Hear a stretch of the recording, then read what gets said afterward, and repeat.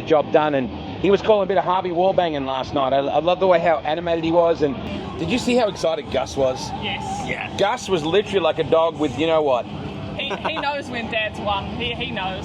Yeah, I think he's used to that victory lane. So Louise is like over here visiting from New Zealand. Yes. And she started off at Knoxville. She was for the Nationals and the 360 Nationals, sort of to go and check that out. Yeah. She was supposed to go home. The best laid plans, Eric. So decided you decided to stay around here instead. Exactly. I mean, yeah. I might be biased, but I think that sounds better. Yeah. I agree. I don't regret my decision at all. I think that getting to stick around here and be a part of all of that was definitely worth it to end up here as well. Is this your first time that you've been to the States to watch sprint car racing, or have you been up Wait there? till you hear how she says this. Which event did you go to, Louise? I've been to the Chili Bowl. The Chili Bowl? It's like the Chili Bowl, but it's the Chili Bowl. Chili Bowl. So yeah, get away from that camera. You don't know what you're doing. When a sprint car hub guy goes to the camera, you think, what's going to happen here? But he's been around them a while. So yeah, so she went to the Chili Bowl instead. Okay. Yeah, but That's first a sprint car good race. event to join. Your first outdoor event. My first sprint car event was Knoxville. Okay. So, and it's been sprint cars all month since then. So what have you thought of racing here around the States? You've really seen it all from Midwest now up here to Washington. Yeah, I've been all over actually, which has been really cool because I've experienced, World of Outlaws races, high limit races, IRA races, so I've really got the full experience of each series and how it operates. So that's been really cool to see the differences there, and it's definitely different from home. And speaking of home, do you know what today is?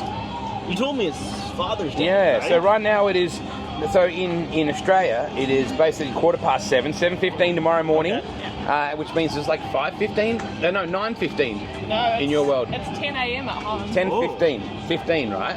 No, Yeah. 03. Okay, my watch is fast. stopped. Well, maybe it has. Harry's always on I've got time 3:03. Either way, I want to say happy Father's Day to my dad Merv, who's just tuned in, and also happy Father's Day-ish to my 4 boys, Liam, Riley, Connor and Darcy, because I'm here and I should be home with them. So Thank you for loaning him to us. We appreciate they it. didn't get a choice, but I appreciate you thanking them for it. Yes, So say hi to you, happy Father's Day. Same to my dad. He wishes he was here. Skagit's been a place on our bucket list for a long time, so sorry to do it without him, but She's not sorry. He's at home. He'll be watching on Flow Racing. So Can they hear us happy okay? Father's Did we Day do a to mic Dad. check on all that, by the way? Yeah, mics were looking good, but feel free, yes, in the comments, please let us know how Yeah. the audio is sounding. It looks like it's bouncing all right on our end, but please feel free to let us know. And let us know if the bubbles. Yeah, there we That go. was weak. You Straight can do in. better. Oh, jeez, it's You're gonna getting get one a land bit of on trash it. talk here. Watch this. Oh, that was terrible. Oh, so you're All right, talking well- big game. You talk a big game, Eric. Sure. I met your dad last night. There he is again. Hey, come over here, Dad. Happy Father's Day in Australia to your dad. And that's your That's my mum? mom. Wow. Oh, I thought he said mom. He said mum. It's like mum, It's got an almost. O in mom. it, that's why. Happy birthday, happy Father's Day to the lists, to your fine young son you've got here. Oh, thank you. There's a rumour getting around that your dad was watching our show yesterday when he should have been working. Did I say that out loud? He's just supporting his son, right? He's a good father. He is a good father. He might be a dead father soon, but he's a good father.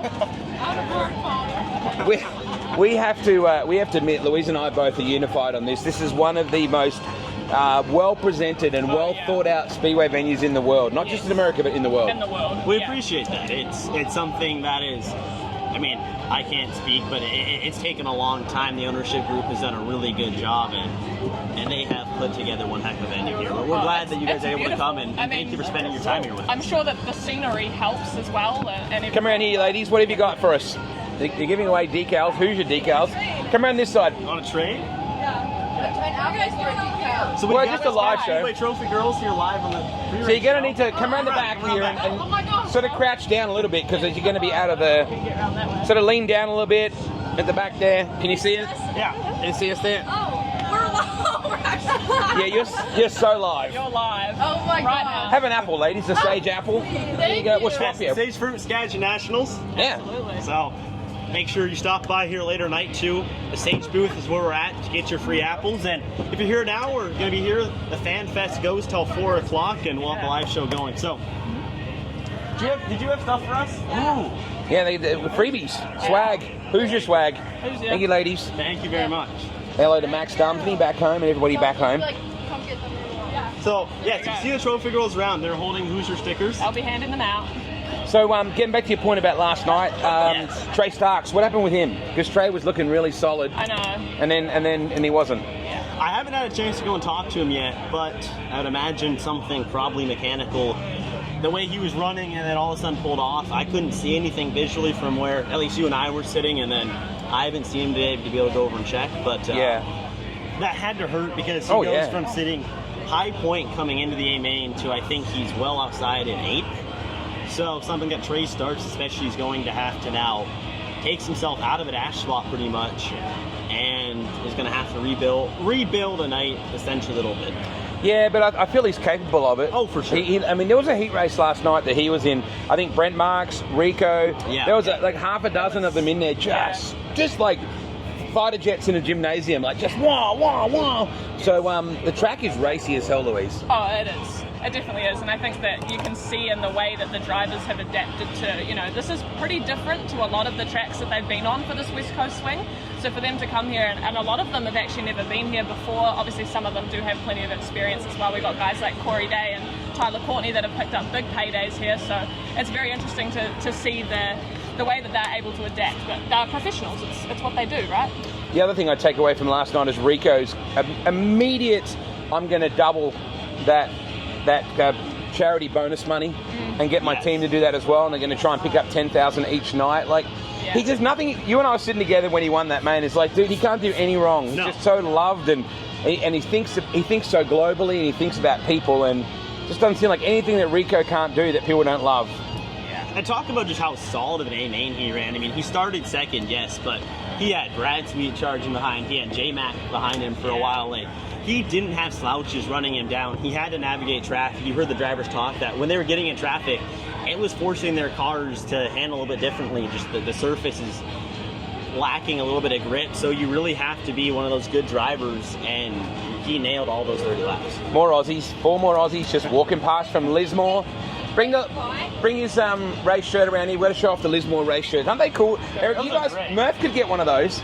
Oh, I'd love to see it. Okay, come and have a look. We should have a Skagit shirt. Come over this way so you're on camera. Go up the horn, Squeeze up here real quick. Squeeze it. We need to show off that really cool. This is what a Lismore Speedway shirt, team shirt looks like. Oh, good work, Eric.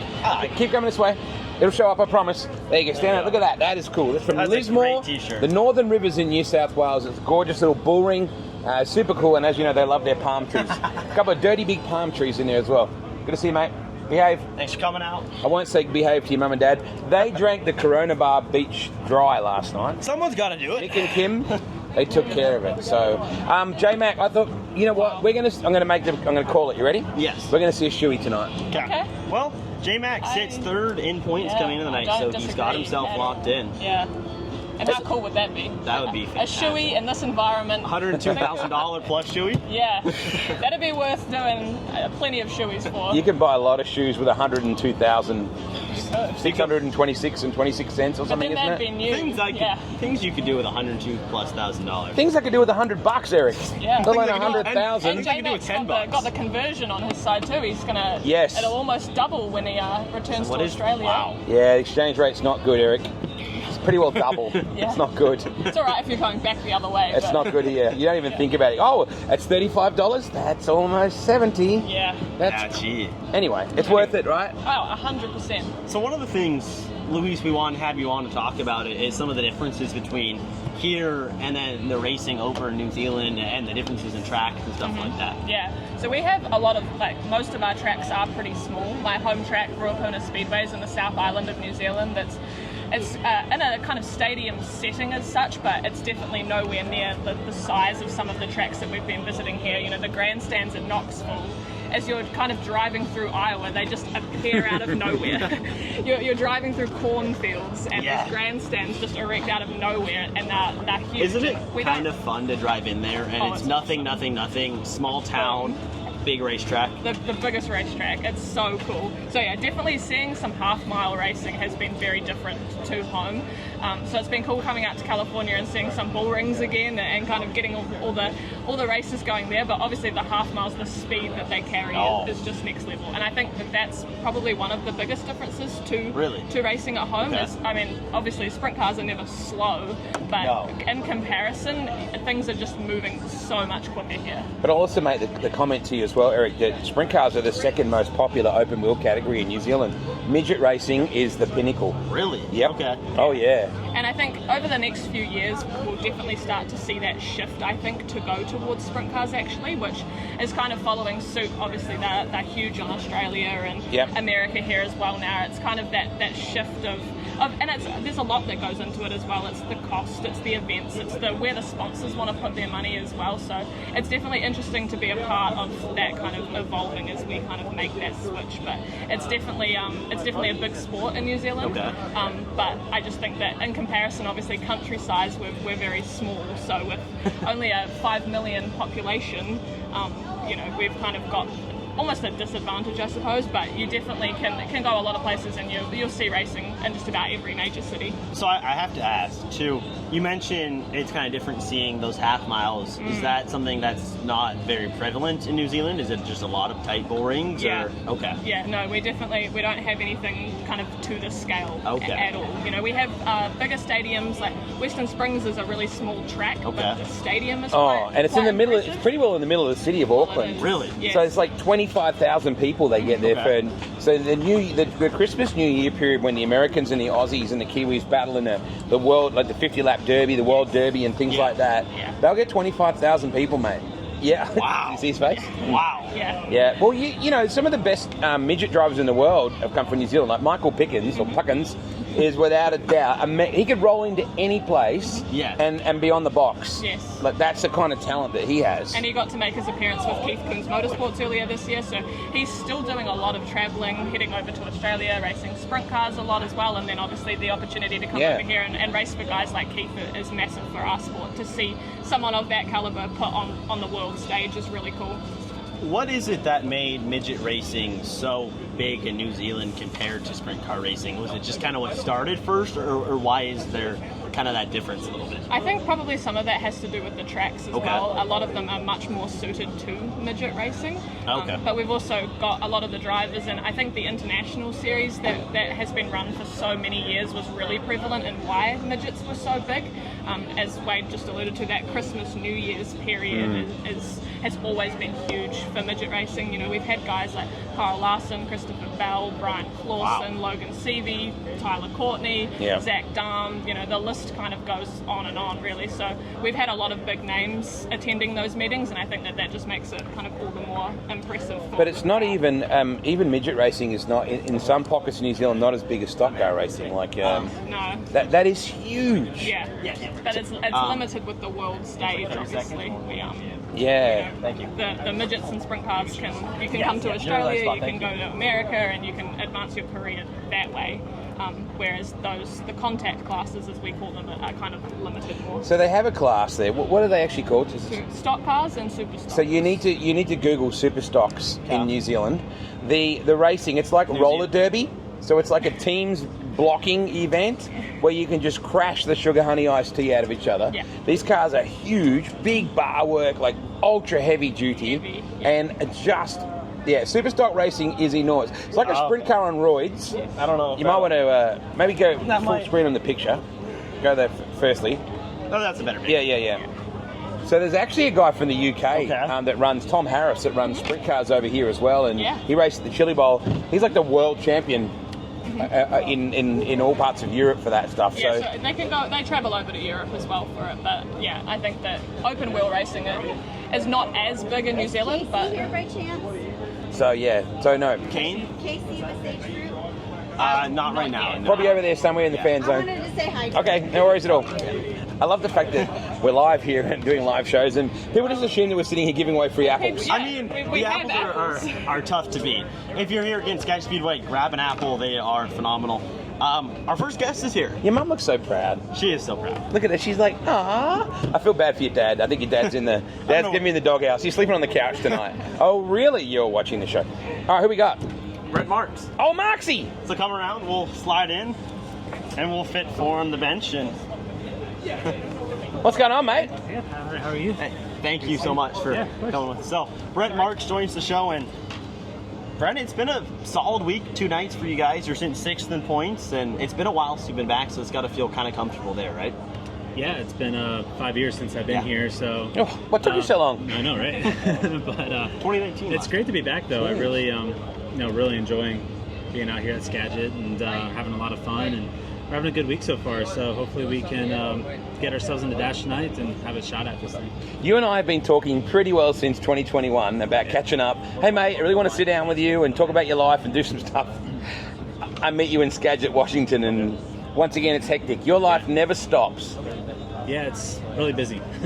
We're just always on the go, and we do a lot of racing and a lot of traveling, and so this is my first year back with a touring series, and definitely different than what I thought it used to feel like. We have been doing a lot of traveling, but we also did that with the True Outlaw schedule thing too. But we were able to stick to home a little bit more than what we are right now, but which is always really nice. So we wanted to come back out and give it a shot, and be a part of the High Limit series, and I'm really enjoying it so far. So let's go back when you were picking and choosing. You had a phenomenal year in particular. What year was that in terms of prize money? 22. Right. Yeah. And you even know, what did it total in the end that you turned over? I think it was like 642,000. Yes. Like that. So how does any other? Oh, incidentally, there's people blowing bubbles. So, Brent, just a quick little. I mean, you're a dad and stuff, and you need to just take that and just, if you can, just blow that towards it and see how good you are.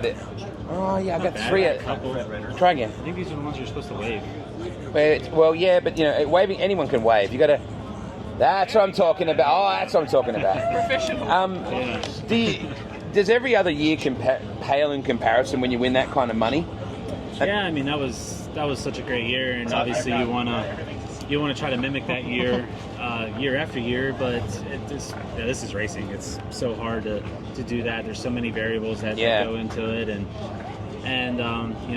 this year's been challenging for us. We've had some success, but not nearly the kind of success we had hoped for and expected. So, but like I said, that's racing, that's life, and we just take it and move on, and try to get better and put ourselves in position to win races. Babies, what's going on with babies? Yeah, we're on baby watch right now. Still waiting. I fly out tomorrow morning, first thing. And what time's first thing? Well, the earliest I could fly was 9:30. Congratulations. Thank you. Yeah. He didn't do any of the work. Thank you. He was he was there at the drivers' meeting. He's just not like he contributed anything beyond that. Baby names yet? Yeah, baby names. Got baby names? Wade's a good name. Jocelyn is his good name. That's a good name. Yeah, it would be my third girl, so I'm all girled out. I've got enough of those now. So. Wow. Girl dad. So, yeah, I'm a girl dad. So no, we're really excited, and she's a trooper, Bailey. She's been in a lot of pain with this pregnancy, and so we both can't wait for her to come out. And we can't wait to meet Jocelyn, and Tuesday's the day, so we're excited. One of the things I love about this sport, Eric, is the people. It's not so much the race cars; they're cool as hell, but it's the stories. And I remember seeing him standing on your top of your trailer with Bailey during the Nationals, and they were holding hands. And it just struck me that in the midst of all the chaos, that you were standing there with your girl and you were holding hands, and you still had the time to be connected in that really hostile environment. And it touched me, thinking that's kind of cool. And I remember writing a story about it, and so many people commented because people relate to people. Yeah. I guess you're looking for a bit of sanctuary in a pretty hectic environment, in a very open environment, like the pits at Knoxville is like an aquarium. It is. So how important is that balance between the violence on the racetrack and the some kind of love and intimacy? First off, I really appreciate you. Oh, you're welcome, mate. That meant a lot to both of us, and life is hard.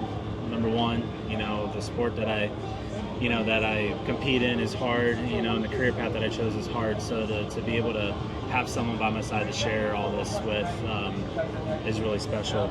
And, she means the world to me, and I honestly could not get through life without her. So, I think I chose one of the most difficult lives to live.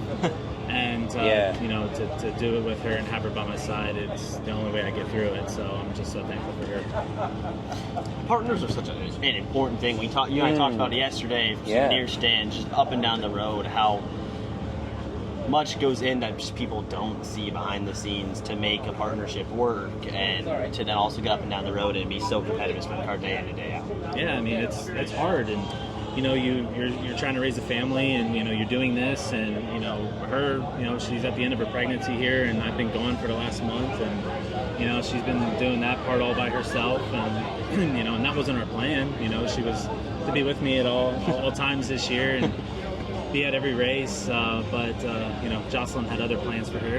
Yeah, and girls will do that. always how it happens, they'll do isn't that, it? Yeah. So so you know, kind of disappointed that, you know, she's not able to be here, but you know, having a baby is a blessing, and you know, and we're very thankful for that. So, you know, we wanted to have a baby, and you know, but we were just kind of at the point to where, you know, whenever it happens, it happens. You know, just really couldn't plan it. So, and it happened. So we found out on New Year's Eve, and very early, and yeah, that was an exciting way to bring in the new year. This has put a real hole in my balloon for him coming to Australia, by the way.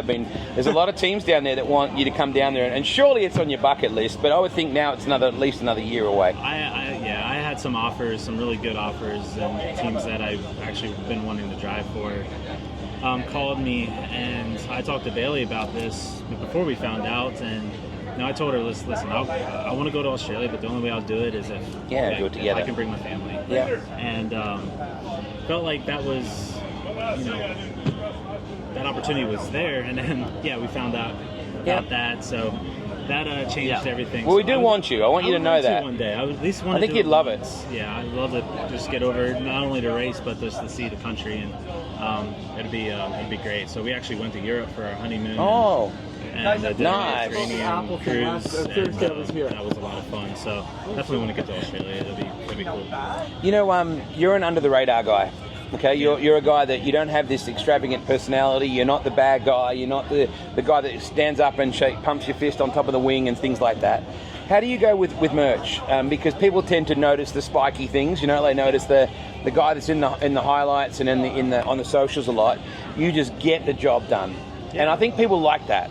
Yeah, I mean, that's just, you know, that was the way I was brought up, and that's just, you know, the way I am. And you know, I don't, you know, I want to be myself. I don't want to be somebody that I'm not, and you know, I'm not comfortable being a person that I'm not. So, you know, it's just one of those deals. Either you're gonna like me for who I am, or you're not. Yeah. And that's just how I live my life, and I really enjoy it, and you know, I have a great fan base, and yeah, you do, and you know, very loyal fans, and I'm so appreciative of them. And you know, like you said about merchandise, you know, we've been able to build my name throughout the country, and everywhere we go, we do pretty well in that aspect of things. I've come a long way since being on the World Outlaw Tour, and seen huge improvements there. So I just want to continue to grow, and for me, the way to do that is to put my name in the headlines and go out and win these races and win big races, and you know, just show everybody, you know, hard work does prevail, and you know, that's what I strive for. I work, you know, extremely hard myself. My team works so hard. You know, they do a phenomenal job, and you know, it's just like I said earlier, this life is hard, but it's very rewarding as well. What is it going to take tonight now to go and put yourself in a spot where you can go and try to take home the big payday and get your name even further out there? Yeah. Especially in a track that you haven't seen since 2019. What's that like, trying to readjust to some of that? Yeah, I mean, I don't have a whole lot of laps here. You know, I'm still trying to figure out the right spots to be on a racetrack, and you know, there's times that I feel like I am on the right spot, but then, you know, this place changes so much as well. So, you know, it's just one of those tracks that it's difficult to put yourself in a good position. And number one is we got to get ourselves in the dash draw. And you know, that damn wheel has been kicking my butt this year, I can tell you that. So, I'm to the point to where Brad's going to lose that thing. It's going to go flying. So. Where's the wheel? I don't know. Exactly. This is exactly why I don't gamble. And here I join a series that's all about gambling. Yeah, well, when you saw the term high limit, probably should have been a bit of a giveaway. I know, I should have rethought. You're called a high roller for these things. Yeah, I know. Yeah. Oh man, but that's been frustrating. So I think about all the dash draws I've been in, I think 98% of them I've been in the 8th spot. So that's been tough. But no, the main thing, like I said, is to get in the dash, you know, put ourselves in a position to run up front, save our stuff, and be there at the end. I mean, that's so important. And And the way the product is today with sprint car racing, it is very hard to, come outside the first 2 rows to win a race, especially with the level of competition. Yeah. It's really hard, and they've taken grip away from the cars, which I think has made it harder for us to maneuver and make passes and things like that. And we've kind of stalled out, and so track position is more important than ever. So that's really what we need tonight. I think we got a good enough car to do it. We just, I feel like I'm right there with them guys. I just need that little bit extra, and we're trying to find it. There's a red-headed kid coming over this way. You could probably argue that whole. Yeah. Hey Brad, that wheel's going. So Marks wants the wheel gone, Brad. The redraw wheel. Yeah, the redraw wheel. You draw good or you draw bad? I draw bad. I knew. What happens when you draw bad all the time? Yeah, all the time. You I told my wife I'm gonna go to the casino and throw it all on 32 because that's all I draw. 32. Maybe you just need more practice. Put all the numbers up 30. See, Brad's got a solution for every problem. I like that. His wheel. It's he's a very very laid back character, and quite a bit like. And I hope you take this as a compliment, Jacob Allen. I love Jacob's just like all right. Like he's just so laid back and chilled, and it's kind of it's an extreme contrast from what you drive, because it has to be again, not to say this, it has to be a bit of mongrel in you to drive those things hard, right? Yeah. Yes. Yeah. Nobody ever said we were smart. So. I wasn't implying you weren't smart, but you got to be aggressive, right? Be aggressive. You got to be really aggressive. You got to be smart and aggressive. But I mean, if you're not, it's just so hard to win these races. So we're just. When the boss wants an apple, wants an apple, you can have 4 if you want, John. That'll cost you. That's John Hager. Like I can grow some apples if you like, real quick. That's when the boss is here. That's Anyways, I got distracted there. So, but yeah, no, like I said, you got to be aggressive. You got to be smart, and you got to put yourself in positions on the racetrack that you don't get yourself in trouble. And that comes with seat time, comes with experience. Comes with maturity. So it's taken me a while to get to that point. So it is in Australia and New Zealand. It's Father's Day today. Happy Father's Day, mate. And Louise will wish you happy Father's Day too, because she's from New Zealand. So it's funny when you stack apples up here and people see the word free. Yeah. People become quite aggressive. Yeah, they do. I was like, that's the set, mate. You're walking away from the set. Who cares about the camera? Well, he actually bumped that, by the way. So I'm assuming I think we're okay. Hey, you're one of the class acts of this sport, mate. I'm really, really proud, and I'm very grateful that he's in the game, because he's a very consistent base that you work from, and he's a gentle and calm person that presents well and always goes about his business. So I want to say thanks, mate. Well, thank you. I hope I can stay involved in the sport for a very long time. Whether I won't be driving or not, I still want to be involved in it as some aspect of it. So I love racing. I love sprint car racing. It's been my entire life, and I just really enjoy what I do, and I'm just very blessed to be able to do what I do. So I'm just super thankful that I've been given this opportunity. Australia! We won't take too much of your time. Thank you again. Right, thank you. If you want to go talk to the redhead and Can you bring the redhead over, please? Australia! Ask Brad about Australia while you're there, because he knows it, all right? So thank you so much for your years time. this year they have to have 100,000 to win race when I can't go. Australia. Just saying. That's okay. Good to see you, mate. My time with my So family. thank you Go so and get much. that guy with the wheel for us, would you? We'll get Brad Sweet. Again, we're live here at the Skagit Speedway. We've got Fred Renard, the old voice of Skagit Speedway, and Wow. also the voice of the National Sprint Tour. No, we're not. We're still live, but it's nice to meet you, mate. Fred Renard. I heard all about I announced you. here from 1980 to 95. Jump around the back This here. is my brother Rob. How are you, mate? He's the voice that you heard on the radio advertising. Look at this. Look at that. You gotta show that to the world. Give me a look. Give me a look at that. This doesn't look real to me. You gotta show that to the world. Are you better than Red Vines? Does I that brought it for you and Peter. That's Really? for you and Peter. cherry? What is that? How do you say that? Cherry cerise? I have no idea. How do you say that? It's French. It's French. Oh, cherry cerise. Cerise is cherry in Canada. So what's it like a Red Vine. It's just licorice. Oh, sorry, it's licorice. Yeah. Bloody New Zealanders. We got a clash of accents going on. Can I try one? Oh goodness. Thank you, mate. Yeah, jump. You know what I heard too? A buddy of mine's huge ACDC fan. Has seen him in Europe. Yep. He just announced he's coming to Vancouver mid next year. Oh, nice. Biggest I'm having trouble export here. musically, right, from Australia. Yes, yeah. Bigger than NXS. Bigger than Men at Work. Wow, that's some big Bigger calls than, there. Who else? He knows his music. Yeah, Men at Work. Little River Band. Oh, LRB, great. There you go. The original LRB. Come on, mate, rip the bag. Nice to meet you, mate. Brad, it's chaos here. Yeah. Oh, wait, it's open. Get it open. Now, Brad, I know you love Australian food, Brad. This is... Are we live? Are we on? Yeah, we're live. Oh, we're live. Can't you tell? It's so structured. That this is apparently Australian licorice. This is a guy that eats meat pies in service stations. You want one? Brad, have one too. It's not the right day to be testing food. Oh, yeah, good point. You know. Good point. So we have Brad Sweet. Thank you so much for joining us here on the Sage Fruit Free Race Show. Oh, wow. Thanks for having me on.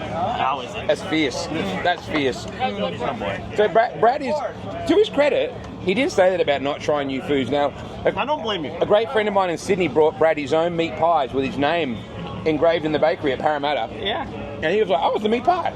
Boom. Yeah, I like Australian food. I just It's okay. I don't a taste little the spice. nervous on a big race day to do anything too out of the ordinary. I'd like to just go through a nice solid night without having to go to the bathroom or anything. I suppose. You had a great race with J-Mac last night.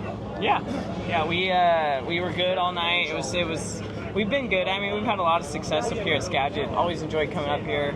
But it's a track that I've always kind of taken a liking to and done well at. So we were pretty good the first night, but not as good as we needed to be in the main event to really pass cars. And last night, I felt like we made some really good improvements. So pretty excited about tonight, to be honest. Being locked in takes a lot of stress off of the beginning part of the night, but it adds the stress that, you know, basically we're going to be in contention to go for that 100,000 to win. And our team needs it. We haven't won a race in a while, and we haven't won a big race like that in a while. So really excited to see how tonight plays out, and just hopefully we can get back on track. So you come in tonight, high point, yeah, you're locked in. What's kind of your mindset? How do you prepare for, it's going to be a little bit of a different, you won't have to go run a heat race, you have some more time to kind of watch how the track develops. How are you approaching tonight since you're locked in?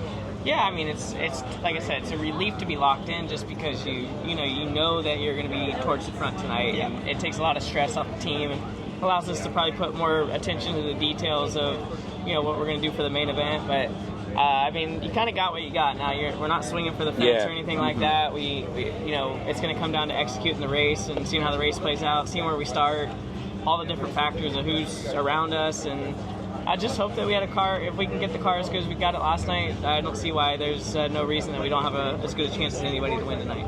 I sat with your mum for a little while last night, in fact on Thursday as well, just up in turn 3 and 4. She just sits down and watches you. Your life is coming as a racing parent. Yeah. I can't even imagine what it's like for someone like, you know, your parents to have watched you over the years, you know, run as hard as you've had to run and had fan reaction that goes from complete euphoria to people hating on you without even knowing who you are as a person.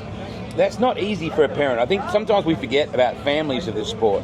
Yeah, I mean, I think a lot of fans forget that they're human beings in the cars, which, you know, when you sign up to be a race driver or, you know, especially, you know, at the very, very top of anything, you know, that's just how the world works. You know, they either love you, they hate you. But at the end of the day, you know, that's just part of the entertainment industry that we're in. And, you know, fans, you know, being that passionate about the sport that they actually will love or hate you, you know, it's not such a bad thing.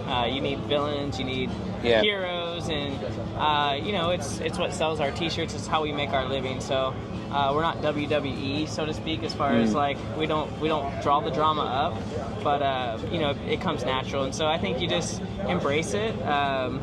You don't really, you know, I've never really met someone that, you know, that I care what their opinion is, you know, if I don't know them, you know, or if it's not someone I would take advice from, or, you know, so I don't really get too worried about that type of stuff. And, you know, I keep my inner circle, hang out with my group of friends that I care about, you know, and then, you know, Brad Sweet, the race driver, can get booed, or, you know, people can talk smack, cheer us on, and we love our fans. We love them all, so it's what makes the sport go around. Louise? This is Louise, by the way. She's from New Zealand, Brad. I got my back.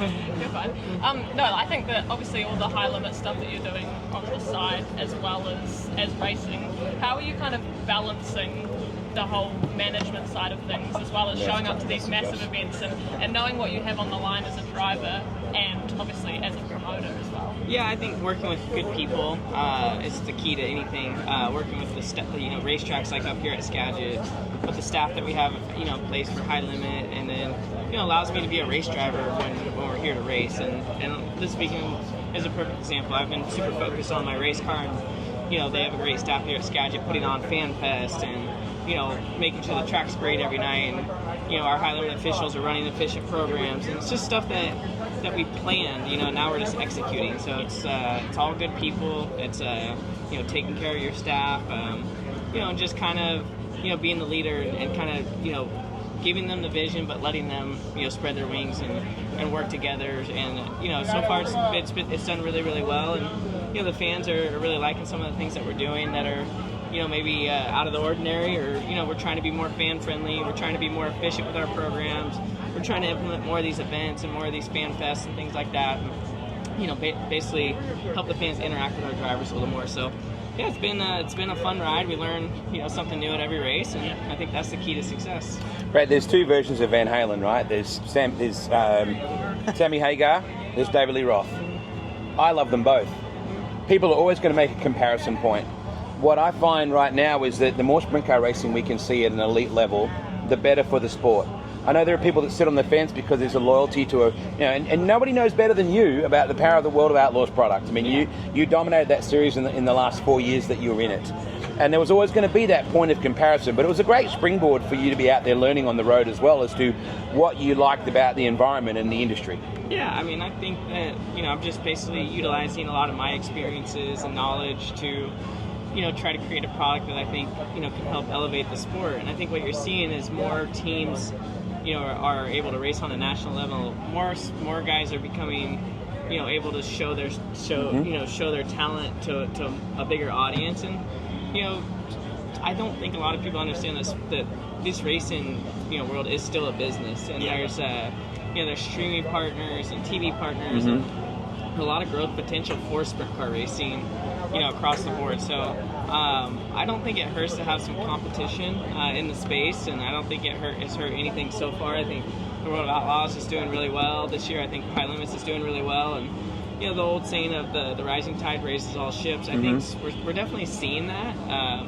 You know, there's an argument to be made about, hey, some of the fields aren't as good as maybe the fan, you know, maybe they're a little diluted, like, hey, some fans probably wish that David Gravel and a couple of the Outlaw guys were here, but our fields are great, and the entertainment value for the fans is high, and I think it speaks volumes that there's 2 races in the country going on right now for $100,000 to win this weekend, and you know, there's 40 teams there and 40 teams here all racing for that prize, so it shows that the sport's really healthy, you know, and we're on Flow and they're on Dirt Vision, and you know, there's a lot of different fans watching these different streaming platforms. So we'll see how it all plays out. I think that we certainly are making sure that it's going to be healthy for the sport and not, you know, take the sport backwards. You know, in 2007, Eric, I was traveling across America, and I got to Louisville, Kentucky, and I was sitting in a motel room, and the internet was only fairly new back then, Louise. They didn't have the internet in the previous life.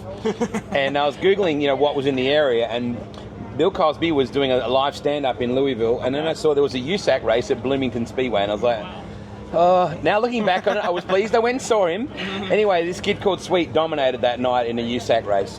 That seems like another lifetime ago that you're running without a wing. Do you miss those days? I mean, I miss the days of, you know, not a worry in the world, but just trying to you know, get to the next racetrack and win a race. But I'm very proud of my career and, you know, where I was able to come from and get to, and a lot of dreams and hard work to get there. And then, you know, just now really proud of where we're at with, you know, High Limit, you know, having my family and everything that we built as a family. So, yeah, it was a lifetime ago for sure. I wouldn't go back, so I wouldn't say I necessarily miss it, but it was a lot of fun back in the day, just, you know, living that life of chasing the dream. And it helped shape you as a driver, I'm sure, right? Yeah, absolutely. A lot of adversity. You know, those early days, you know, you're trying to, you know, build a name for yourself and trying to, you know, get to the next level, and you're basically just, you know, all you want to do is be at a racetrack racing a race car. So those are definitely fun days, and as you get a little older, things change a little, but I certainly enjoyed, you know, the ride that I've been on through all these years.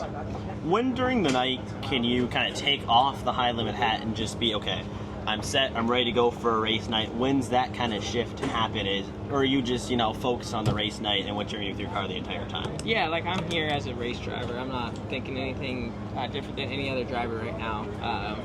if I'm doing that, then we don't have a good plan in place, and I don't have good people in place because that wouldn't be the right way to be running the series, and I couldn't be a race driver, and because first and foremost, that's what you wanted to keep doing. Yeah, right. Well, This wasn't the Well, and I think it's really important for the series for me. You can't be racing the series and be officiating the series or running the series. Now if they ask questions about the efficiency of the program or something like that, or any ideas on this fan midway or stuff like that, I'll throw out an opinion. But I'm here as a race driver.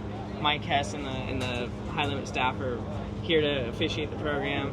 And you have John and Blake Anderson and Pete Murphy and Kevin Rudine, here running the Skagit side of the program. So it allows me to do interviews with you guys, interact with the fans, sign autographs at my T-shirt trailer, hang out with my mom and dad and wife and daughter, and just kind of be like I would be whether I was part owners in the series or not. I don't feel like I'm any different when I'm on a race night. The only thing that's different now is, and I was like it with the World of Outlaws, is I always want the program to run as efficient as possible. That's just who I am. I think I'm always thinking about the fans in the stands, the fans watching online. Like, you just want our product to be good. I want it to grow. I want the sport to grow, and I think it's really, really important. Yeah, no, I think that's what we spoke earlier about the difference in racing in New Zealand this year, and I think that efficiency is something that I've really noticed, especially coming to the West Coast for the high limit swing and getting kind of that experience of seeing how you guys run the show as a series. I think that efficiency it's almost been pretty incredible. Like, we've been done by 9:30 just about. It's been 2 nights done really well. I keep hearing the word 9:30. People say 9:30 a lot, which you never heard in sprint car racing before, right? Yeah, and I think that's the thing is, like, these kids, you see all these kids out here. Yeah. If you really pay attention, kids start to get tired of 9:30. So to me, the program honestly needs to end at 9:15 to 9:30 just to allow those kids to come interact with their heroes in the pit. So after the races, that 30 minutes where the kids and the parents are down looking at the cars and drive, that is part of the show. The show doesn't end at 10:30 and then everybody goes home. So if you end at 9:30, you still have everyone's leaving the parking lot at 10 to 10:30 and had a great time. And it's just now with modern day culture kind of shifting with social media. We're not in the newspaper era days where people are sitting around for 4 or 5 hours, and news didn't travel fast, and now everything's instant gratification. If you're not entertained, you pick up your phone.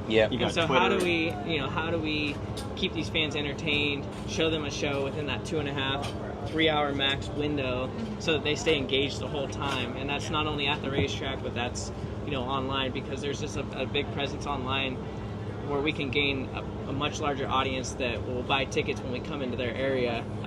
So we got to pay attention to really where the growth potential is for sprint car racing and all of dirt track racing. But we certainly are paying attention at high limit and really focus on that fan experience and making sure that we kind of move it to the next level. Yeah, and there's something to be said for that, and I can applaud you guys what you're doing, because you want to send the fans home at a decent time so they can get their little kids to bed so they're not up, but also you want to provide them with that show that makes them want to come back for more, and it's about finding that kind of right balance, isn't it? Yeah, well, and I think time, no one ever complains when the races get over too early, but everybody complains when they get over too late. So I think that's a pretty telltale sign, and the fans are the ones that make the decisions on how this sport will move. So we're just trying to explore what keeps the fans the most happy, and it seems like the more efficient our programs are, the happier they are, and the better response we get and the better ticket sales we get. So I wish, Brad, that promoters would go to an NFL game, an NBA game, and an NHL game, and just go with your eyes open and see what we're competing against. Yes, exactly. Because it is a fully engaged, complete fan experience. And I know that they're dealing with billion-dollar stadiums and technology, but the announcer, the concept engages you so much there's no time to pick up your phone. And it's that 3 hour window from when you sit down, the time it starts right on time.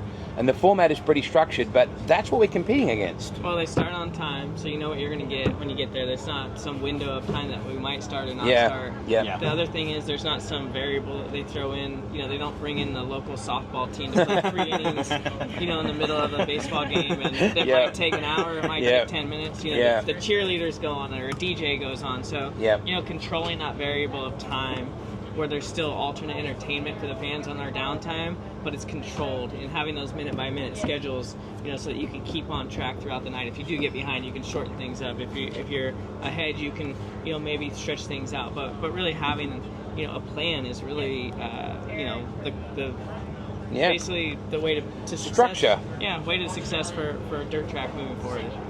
Brad, we won't take any more time. We thank you very much. Hey, it's Father's Day in Australia right now. Happy Father's Day. Happy Father's Day. Thank you, mate. Appreciate it. Yeah. So, Brad, thank you very much. Yeah. Good luck tonight. Thanks, fans, for tuning in. So, okay, guys. Well, Have a good night. Do you want a Sage Apple? I know you need a Sage Apple. I got a whole box down there. Oh, you're probably right. I'll keep it anyway. We need more anyway. Well, we'll keep the pre-race show rolling and break thanks to Brad Sweet, and we've got Levi Hillier. Damn, is it too... Before he gets here, because I know he's very young, this is called Methadone Moonshine, right? This is now available in Washington. We can ship this to you. MethadoneMoonshine.com. That's a Knoxville Nationals bottle. You can see that. 4 wide inside there. So, and you and I need to have a little bit of a sip of this later on after work, okay? Because you're 21, you can do this. So you can take it out and have a look at it. Walk around, just show people, Dad. Now they got you in so much trouble. Now Levi's 14, so I've got that out of the way, right? We can't have that on the set. Get in here, kid. So Levi Hillier, Keep sliding across. We're on the bus. joins the pre-race show. Levi, this is Luis. Yeah. Nice to meet She's you. joining us from Nice New to meet you. Zealand. So Levi is a talented sports and sprint car driver, 600 Open driver at Deming Speedway. Heck, you're now 4 for 4 in the sports sprint car here at Skagit Speedway in your first year in a sprint car. Plus, you're driving a 360, so definitely. I mean, we've had a really good season so far. We've been pretty consistent, and I've gotten a lot of great opportunities to drive for guys like Kevin and then Barry and the wing down guys in that Sportsman deal that got that figured out really good. So we've just been having a lot of fun this season and see what we can do the rest. Now, last night, I got to be honest, I didn't think that race was going to be yours. No. You were really good getting in. Yep. Like, particularly into halfway through 2. Yep. Same with 3 and 4. But mid-track, the thing just didn't want to get down and boogie like the guy that was leading the deal did. Yeah, I think we didn't really know what the track was going to do. I didn't know if it was going to be around the top or the bottom, so we kind of just put a gear in that'd be decent on the bottom and really good on the top. So I feel like since the track was around the bottom, we were kind of geared down. But I knew if we got to lap traffic, it'd be a little bit of a different race. So every single time we get close, we get a caution after caution. So towards the end, when we finally got the traffic, I was able to capitalize on the opportunity and get the 4th win in the Sporty. You know, Louise, this is mind-blowing for an Aussie, right? He won a 360 race and beat Trey Starks. Yeah. In New Zealand, what's the youngest you can be to run a sprint car? And a sprint car, you have to be at least 16. Yeah. Wow. So you've got plenty of guys over here that started really young. I know that Buddy Cofoid was 9 years old. Roger Crockett was 13, and it does happen. But the thing is, he's got 7 years under your belt already, right, in micros and things. Yeah, we. That's one of the differences around here. I mean, I guess I don't know going back to New Zealand, but Levi, you raced locally at Deming a lot, so that's helped you build that experience here before. Yeah, definitely. I mean, started racing at Deming when I was about 6.5 in junior sprints, and then just slowly moved up to restricted when I was about 9, and then open when I was 12. So that's what we're running now, and it's just been good to get laps. I mean, any laps are good laps, and doesn't matter what it's in. Seat time is really good, and it just keeps you in race shape. So that's definitely awesome. If you look at his race suit carefully as well, when he's wearing it, you can see an Aussie flag on one side and an American flag on the other, because his mum's a proud Sydney girl. Yep. In fact, your uncle Brad was a pretty handy gasser back in the old days, mate. Brad was a great racer, in lightning sprints and stuff like that at Parramatta, where your mum basically grew up and spent a lot of her time. And of course, your dad was a badass out on the road. So you've got a great DNA already. Yeah, definitely. I mean, I feel like it's kind of been embedded to me. I mean, my whole family did it. My grandpa, my dad, and obviously my family from Australia too. My mom was born into it. There's lots of racetracks over there. It's just been a family trait that I've been able to carry on. How much crossover is there for you going from the micro and then into a more powerful Sporty and then even more powerful 360? Can you take what you're learning for all 3 of them and kind of apply them back and forth, or is it not really work that way? I think to a point. I mean, the micro is quite a bit different than any sprint car. Slower. I mean, it's a lot slower. Getting back in that feels kind of like a slug, but whenever you go from a micro to a sprint car, you kind of have to take that 3-lap, hot lap session and just kind of readjust especially running the night before at Deming. So yeah, I mean, it's a little bit different, but at the same time, it's still racing, so you can just use your brain and know what to do in certain situations. Do you notice your reaction time being different when you go down to the micro? As it slows down, do you feel like you're able to kind of control things a little differently? Yeah, I think honestly Deming's a smaller track and you have smaller cars on it, so Deming honestly feels like you have to react faster than up here just because you're on a bigger track with a bigger, I mean, you're going a lot faster, but I feel like you have more time, it's a lot wider. But yeah, Deming, you go on it, it's a tight little bull ring with the micros, so I just feel like reaction time is definitely a big thing in sprint car racing. Louise?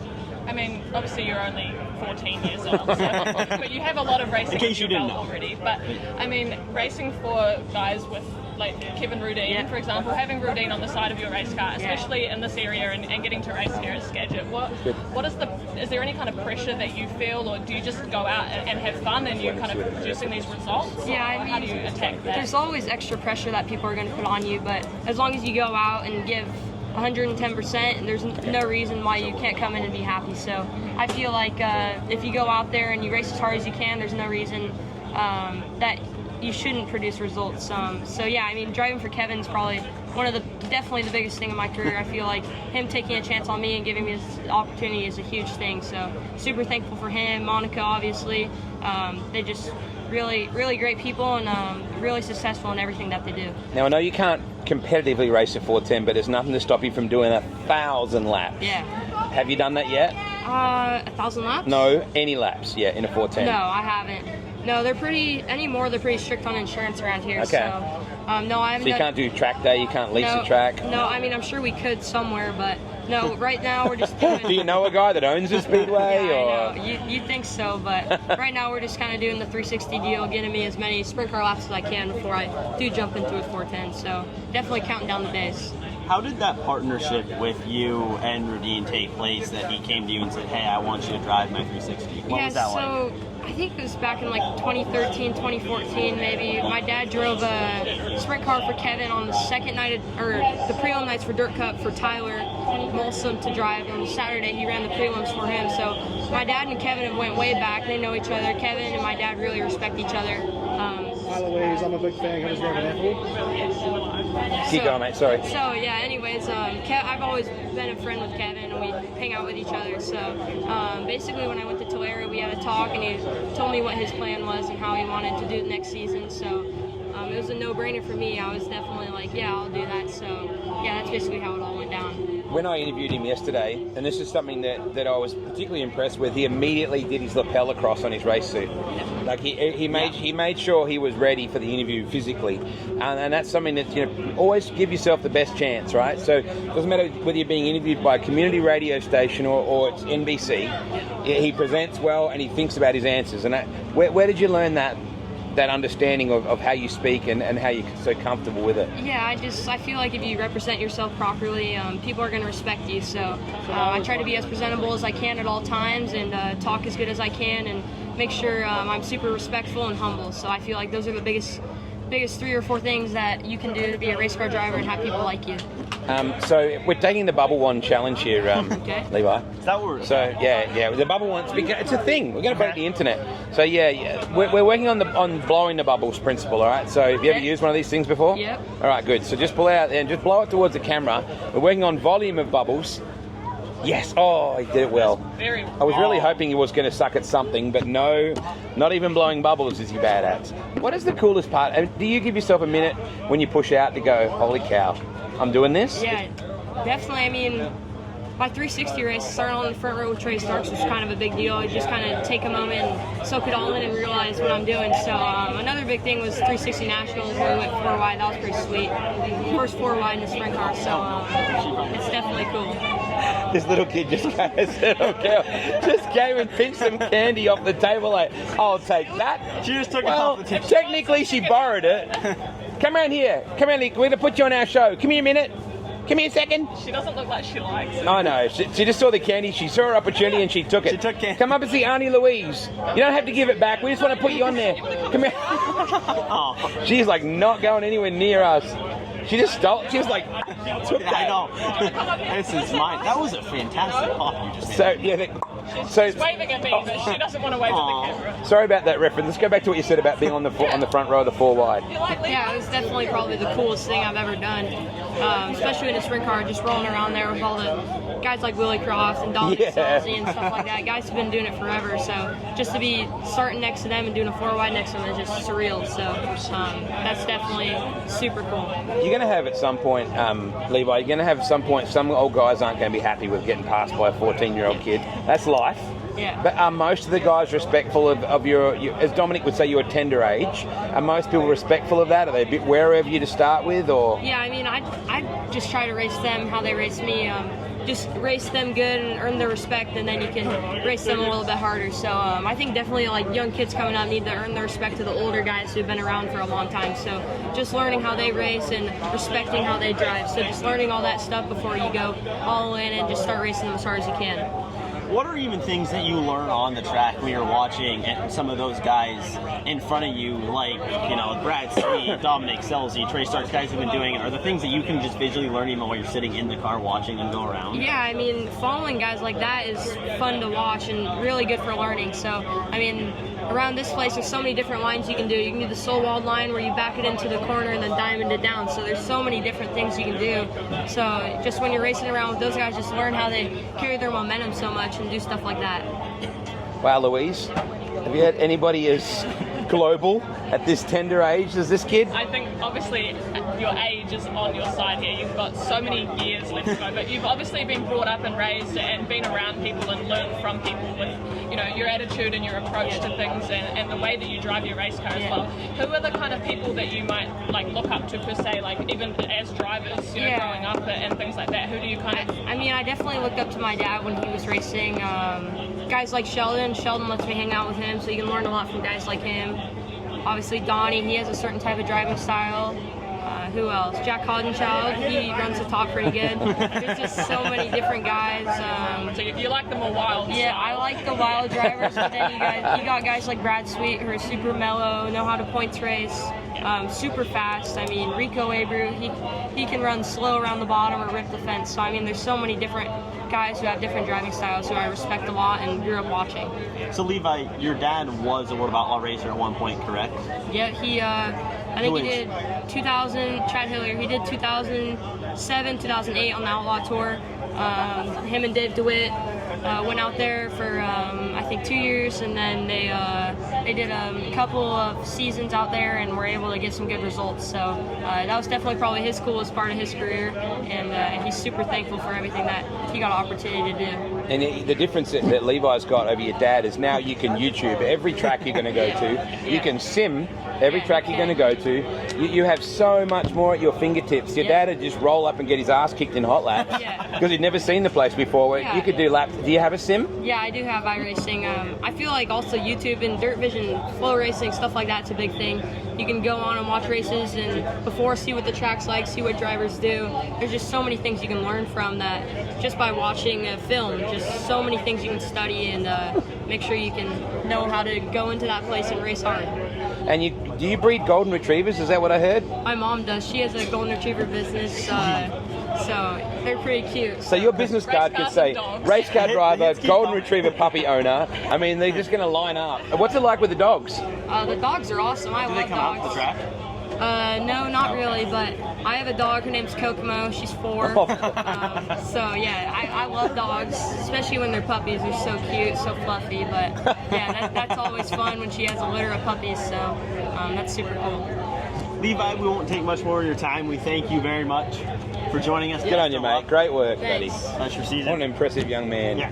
We can't say Happy Father's Day to him. It's Australia Day. In Australia, it's Father's Day right now. So go and say to your dad, Happy Australian Father's Day, all right? Okay. Good on you, mate. Sounds good. Thank you, guys. So we've got one more guest. Yes. A man who's been sitting around waiting. Good, how are you?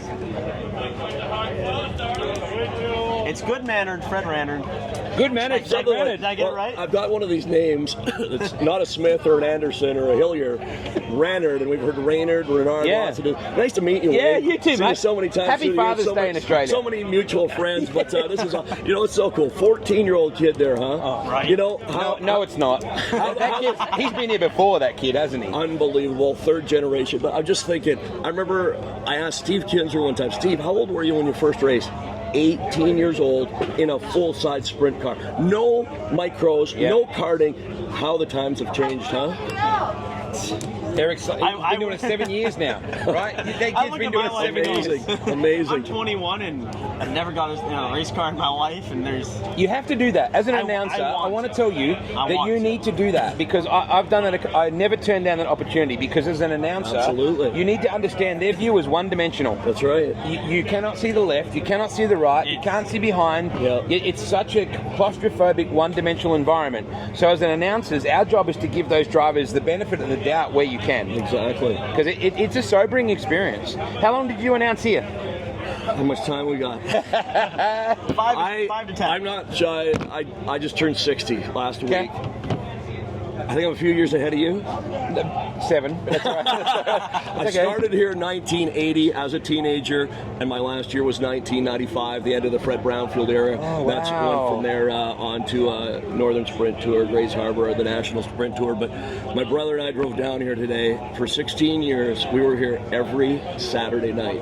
Every Saturday night. Yeah. And I always say, you know, guys, I don't have to tell you, the racing's always been great, always has been. It's the people, the friendships, and the memories that you make. And I mean, it's just incredible, the number of, some of our best friends. Correct. Best friends in the whole world. Most of them are from racing. Wow. Do you think you'll be a fan one day? I'm not so sure if he likes this. Well, it's funny, you know, because, you know, we've been away from here for quite a while. You know, made cameo appearances here through the years for the big races, but you think maybe it's all in the past, and here we are, and you know, it's like every fourth or fifth person we know from somewhere, and it's kind of funny. I know you got to wrap up here in a second, but just talking with Brad Sweet, again, what a great guy. You know, how many other sports can you get up close and personal with the guys like this? We talked about that yesterday. But so many similarities to what Brad and Kyle and Kendra and everybody with High Limit are going through right now, to what we went through with Fred Brownfield in 2006. I get choked up just thinking about it, with the National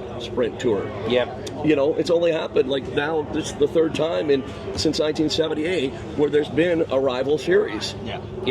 I'm friends with Joanne and Travis Cram, you know, and she constantly remembers her uncle. Like, you know, that's the Brownfield name is such an important name. And every time I see the number 92, comes to mind. It's a special sport, this sport, mate.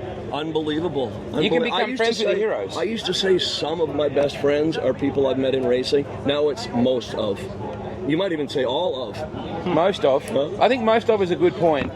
You have to be a certain person to endure what we endure. Like to sit out there in the noise and the dust and the fierce wall of sound that comes at you. And it used to be a lot later nights. Like the high limit thing has stopped it now, where it's a lot earlier. But it's definitely not for everybody. The sport is not for everybody. But the people in it are what make me come back to it. And I think you'd agree, Eric. Maybe you've seen it as well.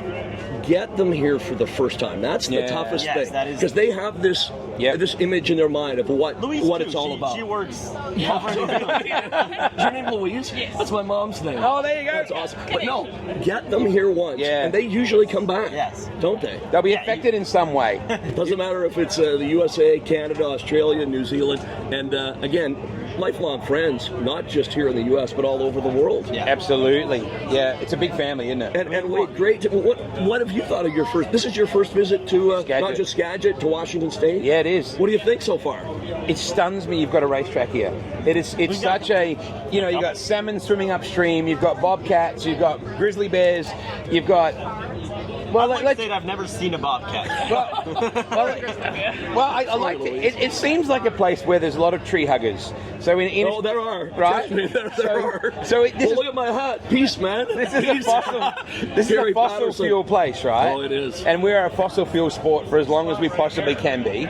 So this seems like such an unusual place to have in the midst of paradise. Well, we're only, as we sit right here, we are halfway, an hour and a half between Vancouver, BC and Seattle, Washington. It's crazy, man. You know, with millions and millions of people. This is one of the most beautiful places I've ever been to. Well, this whole West Coast swing for High Limit. Yeah. From Chico to Roseburg, Oregon to Elma, Washington to Skagit Speedway. I mean, I lived in Alaska for 6 years. We had some beautiful tracks up there, but it doesn't get any more beautiful and scenic than this. Dave McFadden was telling me James's dad is going to drive down the Oregon Highway and do it's all almost that. like being in Perth. Such a beautiful. I had to explain to somebody today. You're making me emotional. I had to explain to somebody today how far it is from Perth to Sydney. Yeah. They thought it was like from here to Seattle. No, it's America. Put tell America. them. Put America over Australia. It's the same distance. Same. Is it like New York to LA? You guys Yeah. are awesome. Is it like New York to LA? Absolutely. About the same distance? Yeah, it is. Caleb's all right, but I'm listening. Caleb's great. I like the accent. Oh, I love this man. live TV situation. We'll just drop in, want apples. Hey, and... hey, Wade, I got to give a shout out to my brother. Yeah. When I was announcing here, my dad was doing public relations. My little brother, he turned 58 yesterday. Happy birthday, bud. Happy birthday, man. He was selling racing wheels, National Speed Sports, and Souvenir Pro. Everybody's got their role, right? Yes. It's his armband that I'm I'm more the liking. music guy. Go to the Stones in Seattle, ELO the other Nice. night, AC/DC next year. Ella, Right up our alley. I stepped on the Little River Band. LRB, mate, the originals. When he's talking with Peter Murphy, they're not talking racing. They're talking music. Yes, in excess. So- Don't get me started. The Angels, Rose Tattoo, Midnight Oil. He said he'd like a bottle of your moonshine. Any chances? He said he'll trade you some licorice for some moonshine. We gotta go. That's all we have time for. Wrap us up, homie. Hey, it's nice being on the internet though with no specific deadlines. Hey guys, Thank you so much. Great to meet you too, Great mate. to meet all of you. No, sir, we're all part of that same big family. Absolutely. I'm almost tearing up. It means that much to me. Right back at you, It means mate. that much to me. Right back at you. Well, What a cool Fred, guy. we appreciate everyone. Luis, thank you so much. Brent Marks, Squeeze her Brad in the Sweet, photo Levi here. Hillier. We appreciate everyone watching on Facebook who's said hi to us while we've done this. People that dropped over in an and hour. taken apples off the set. You know what? It makes for the best. Gates will open at 5, racing at 7 for the final night of the Sage Fruit Skagit Hang on, we gotta do this. You gotta Nationals, take a bite. presented by Elliott's Custom Trailers. Take a bite before we go. Come on. You got it. $102,000 on the line. These apples are so Was this good. Macintosh? Sage. Granny Smith? This Oh no, is this is like a pink Sage. lady. This It's is a pink- This is like Sage. a pink lady. You know, there was a sprint car, a pavement sprint Good night, car everyone. called the Pink Lady.